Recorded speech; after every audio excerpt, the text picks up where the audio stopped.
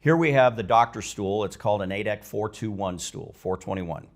We have 3 levers on this. We have one lever for the height adjustment. Second lever, it operates the seat pan tilt and also the lumbar forward or back. And then the third is this knob that increases the height or lowers the height of the backrest. So let me demonstrate.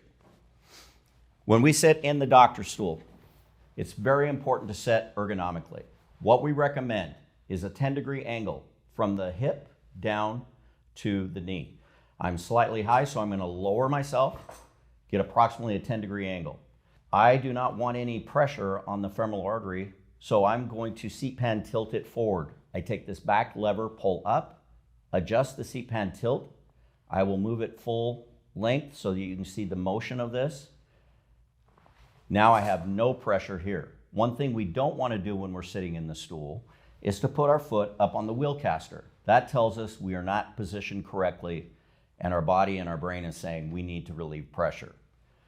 The next thing I'm going to do is adjust the lumbar, bring it to my lumbar back, pull this same lever up, and you'll notice this lumbar will come to me if I pull this lever and then I reseat. This allows me to sit in what we call the positive position or the power position, and it will not hurt my body over time.